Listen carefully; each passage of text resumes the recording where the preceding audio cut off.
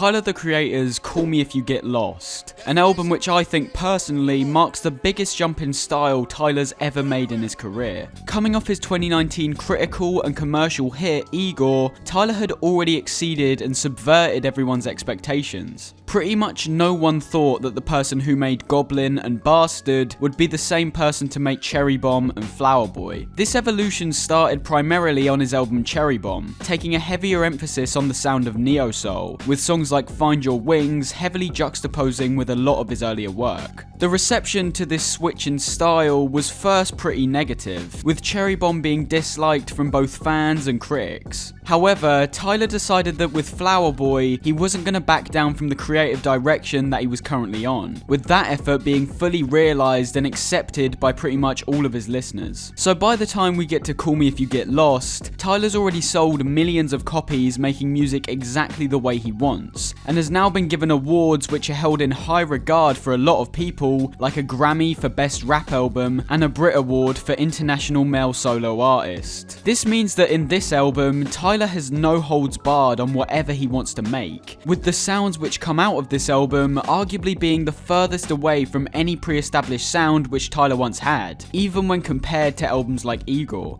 This album is broad and varied with its sounds, however there are particular things which are more emphasised on this project, especially when comparing it to his previous work. Songs like What's Your Name follow a similar style to what is present on albums like Igor and Cherry Bomb, a primarily soulful sound, taking influence from some of his favourite artists like Roy Ayers. However, songs like Lumberjack and Juggernaut are pretty much in the complete opposite direction, filled with heavy distortion and hard beats. I think the songs which sound the most unique to this album are ones like Sweet I Thought You Wanted to Dance, which see Tyler experimenting with a genre he's never touched on before, implementing elements of ska music, which was the precursor to the reggae genre, both of which originated out of Jamaica. I believe this instrumentation also fits into this concept of being lost, and the emphasis on travel that Tyler takes with this album. We can see this by even looking at the front cover, simply showing a passport of Tyler, calling himself Tyler Baudelaire, a name which we'll first have to analyse in order to perhaps take some more meaning away from the album.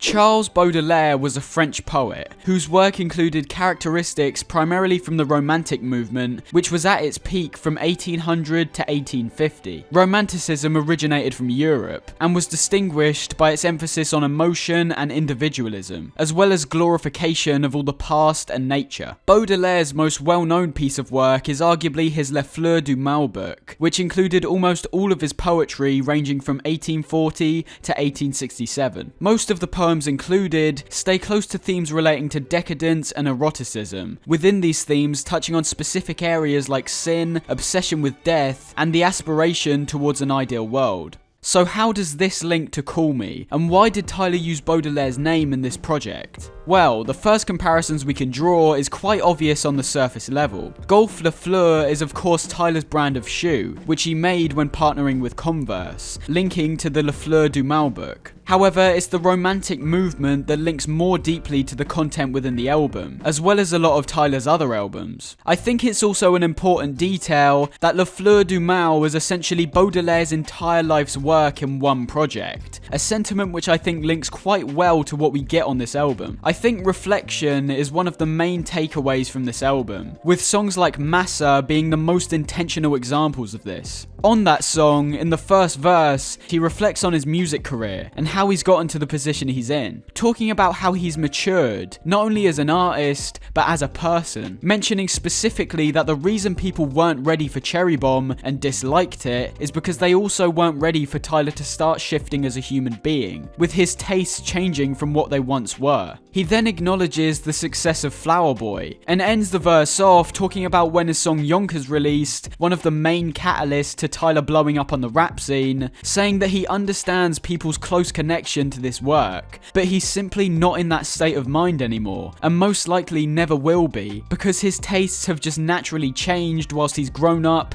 experienced more things, and matured. The second verse of the track stays with these themes, but also becomes much more clear that Tyler is actively reflecting on these things, because he starts to get frustrated by what seems to be his fans' reactions to some of his new material, ending the second verse off by saying that he puts everything into his work, painting beautiful beautiful pictures within his music, only to have that shut down and rejected by someone on their lunch break. The lunch break part of that simply showing the lack of any real care they have towards his artistry, despite it meaning so much to Tyler personally. On top of this reflection that Tyler takes on this album, there's several other aspects that also need to be taken into account, with a large part of this album also being revolved around a relationship that Tyler has with this girl who's already in a relationship. We saw this idea pretty much since the first teaser which dropped, becoming a primary focus on this album, mostly in songs like What's Your Name, Sweet I Thought You Wanted to Dance, and Wilshire. Despite the brighter tone over the course of the album, as well as how Tyler approaches the songs in his lyrics, I still think the album ends on a fairly bittersweet note. We can see throughout the course of the album that after the heartbreak and torment he experienced through Igor, Tyler actually managed to find love once again. However, the one problem that Tyler has is that his love is already with somebody else, and as we can see throughout the album, this one problem lingers the entire time, eventually leading to Tyler and this girl's relationship completely collapsing on the song Wilshire, with Tyler feeling immense guilt about the situation, especially because it's implied that this girl he was having an affair with was actually his friend's girl. This all culminates in the final verse, where Tyler says he knows that they'll always be good friends, and that if her boyfriend ever lays a finger on her, he promises that he'll get him killed. Finally, I think we should really touch on the elephant in the room for a lot of people, and that's the interesting connection Tyler has made between this album and his past work, ranging from Igor all the way back to his first mixtape, Bastard. This of course plays into the reflective nature of the album. However, there's a part of me which genuinely feels that it links quite heavily to the Wolf trilogy that I've discussed on the channel already. This trilogy included his albums Bastard, Wolf, and Goblin, which play out in that order, despite Wolf being released after Goblin. This trilogy primarily revolves around Tyler and the several alter egos which he creates within the albums, with characters like Wolf Haley, Sam, and Dr. TC all having unique characteristics of their own, making them identifiable whenever they show up on a certain track. All of these characters were played by Tyler himself, with him manipulating his voice in order to portray certain characters. The interesting part with this album is that it seemed with his last three projects, those being Cherry Bomb, Flower Boy, and Igor, I think it's undeniable that it almost seemed like Tyler was actively distancing himself as far as possible from what he made on Wolf, Goblin, and Bastard. Of course, he mentions that on this album, saying that he was evolving as an artist, but to then have this past reintroduced on this album, mentioning characters like Wolf Haley and the Wolf Gang on Lemonhead, it's interesting to say the least. Whether this has any real link to the Wolf trilogy, perhaps making it a quadrilogy, is still undetermined, but at the very least, it's quite apparent that taking parts from pieces of work that he's made in the past is a vital aspect of the album. It's even stated on the Apple Music description, saying that Wolf Haley can do many things, but Fall Off isn't one of them.